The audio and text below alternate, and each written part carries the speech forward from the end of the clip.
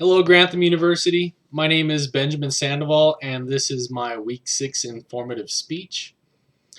I decided to talk about Social Security benefits and a little bit about retirement planning. The reason behind why I thought that this would be a good informative speech was because it kind of enlightened me quite a bit on how much money I needed to save to enjoy a really nice retirement life. When I took my personal finance class a couple semesters back, and in one of the weeks we had to go online and do a retirement estimator or calculator, and it kind of we punched in a bunch of different numbers like what age we're at, how much money we'll be able to put in, what type of lifestyle we would like, and from there it gave us a number, and it's a pretty big number, and I did it again for this project as well. Now, the goal behind this video is just to point out some shortcomings in Social Security. For those of us between the ages of 25 to even up to 45 years of age, there's going to be some struggles that we may face. And to kind of create some enlightenment on really how much money people may need to functionally survive and enjoy a retirement life. So, for starters, I'll go into how it works. Social Security is predominantly funded by payroll taxes, with the way that is that tax is split between the employer and the employee. And whenever we have more people working and paying into the fund than there are people who are retired, then the fund does really well. And vice versa, it does very poorly if you have more people who are retired than people who are paying into the fund.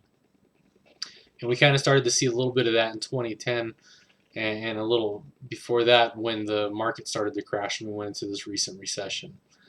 And when we start wondering, who is it that receives Social Security benefits, it's obviously the retired worker and their spouses, deceased workers' survivors, so the families of a deceased worker, and a disabled American who can no longer work, so their opportunity to complete all the years and later on receive Social Security at the retirement age got cut short because of the disability.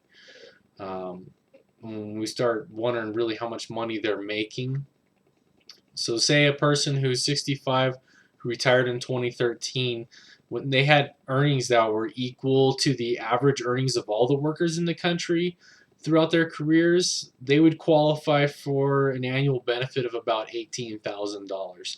Now that's just average. So when we really start talking about how that money's factored in, is it's based on the number of years that you worked at a Social Security qualifying job, how much money you made at those jobs, and the age in which you retire. So in essence, the longer that you work and the more money that you make, the higher Social Security benefit that you will receive. Now, a little history behind Social Security. Wikipedia says that it was President Franklin D. Roosevelt who signed it into law on August 14th in 1935. Now, as we know, it was back in the 1930s when this country went through the Great Depression. And with the Great Depression occurring, and we had many senior citizens who lost the value of their retirement savings, and poverty rates among senior citizens around that time exceeded 50%. And that's quite a bit, and that's a bit of an issue for a modern American society. So they came up with this great idea to start a Social Security plan, and pretty much what that did is older people can then walk away from their jobs, leaving those job openings available. Younger people can come in and work in those jobs so that they can take care of themselves and their families, and the older people are also then taken care of by the Social Security plan. And in the 1940s, when we start looking at how much money Social Security benefits paid out, 1940s they paid out about $35 million. And that number went up quite a bit.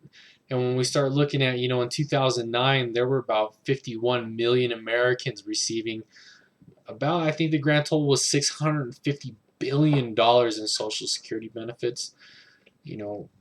That number drastically changed, because in the beginning with Social Security, it kind of only included white men, and there were a lot of different changes over the years to include the whole variety of the society of people that we have. So we can kind of see where that problem is going. We go from 35 million in the 1940s to 650 billion a little over 60 years later. I think, that draws a little bit of concern even inside of me, and I think anybody who would look at that number. Now, the problem with it is Social Security is in a bit of a trouble right now. Like I said before, more people paying into the fund does better. Less people paying into the fund and more people drawing from the fund does not so good. And as society has even gone through the transition of having less children in a family, and then we start talking about the baby boomers soon going into retirement, there's going to be less workers paying into the fund and more people drawing from the fund. And when I went on to CBO.gov, which is the Congressional Budget Office, they claimed that in 2010, during the recession, money going out exceeded the money that was coming in. And they said that this gap has persisted since, and they project that this gap will exceed even 13% over the next decade. And that even continues to get worse as time goes by. They said that by 2038, the money going out to recipients of Social Security benefits will exceed about, I think it was 1/3 of the money coming in. And even worse, they project that it was in current law, if current law does not change, they project that those funds will actually be depleted by 2031. Now, obviously, that's a problem if the money is depleted, but the other things to consider is once the money gets depleted, the Social Security Administration, they no longer have the authority to pay the full benefits when they are due. I went on to Social Security at socialsecurity.gov, and under their retirement estimator, the Social Security Administration, they estimate that the benefits that are based on current law, so no changes in the law governing the benefit amounts, that by 2033, the payroll taxes collected will only be enough to pay about 77 cents for each dollar of scheduled benefit. So as I said before, workers who retired at 65 in 2013 will only qualify for an annual benefit of $18,000 for the average person. And, we'll just go on average, we'll take the average. I took $18,000 and I multiplied that by 77 cents. And what you get is you get $13,860 a year. And you divide that by 12 months and you're getting about $1,155 a month. And granted, this number may change because those numbers do change as far as how much money is paid out for the average because of inflation and things along those lines, the cost of living. But the fact is just the money's just running out. And just as it had gone from 35 million paid out in the 1940s to 650 billion in 2009, the numbers just don't add up very well. So that's the skinny on Social Security. We're going to talk a little bit about life expectancy. Per the Social Security Administration, those who were born after 1960, the average age of retirement will be 67 years of age.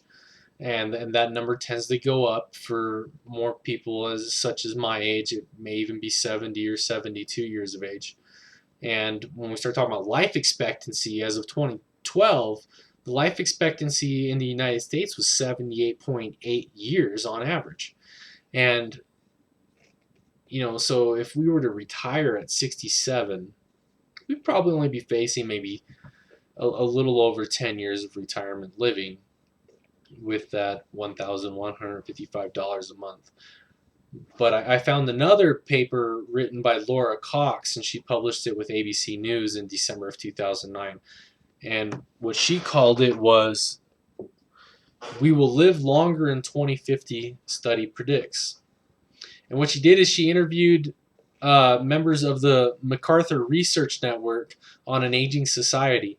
And they say that men will live to 83 years of age and women will live between 83 and 85 years of age. And they say that this is going to be due to, all the advances in medicine. Obviously, people are curing cancer a lot better. And the growth in public knowledge as far as overall health. People are starting to listen to the no smoking signs or eating a little better so that they don't have heart disease and things along those lines when they get older.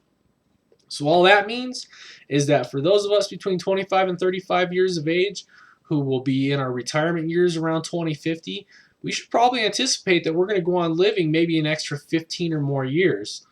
And, to tie that back into Social Security, if it still exists under current law, we will only be living off of $1,155 a month for 15 years. And when I started, going over my cell phone bill, heating, gas, electricity, all that good stuff to live, I didn't even include the television or the internet. That $1,155 a month barely covers it, and it's really skimping along.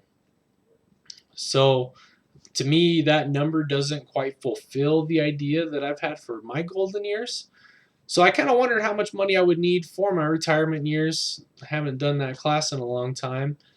And I figured, hey, I should have my house paid off by that point, so I should have no house payments. So that's $1,000 less I'll have to worry about. And I could, with a strong budget, I think I could reasonably survive comfortably off of $35,000 a year.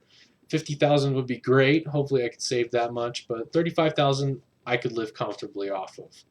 And for that money to last me 20 years, I would need to have saved over the course of the next 38 years $1,889,500, for this to occur. And if you would like to find out what your retirement number is, go to one of the many retirement calculators and run your retirement statistics. And hopefully it'll kind of enlighten you a little bit about really how much money you should probably be saving. You do have the option for factoring in or out the possibility of Social Security. And after I did all my research, I decided I would just kind of factor it out for this one, and I'll just hope it's there. But I hope this video helps you guys out. Remember, planning for our future is important. While many of us are considering our golden years, and we want them to be golden. So it's time to face the facts, and hope you guys enjoyed. Thank you. Bye.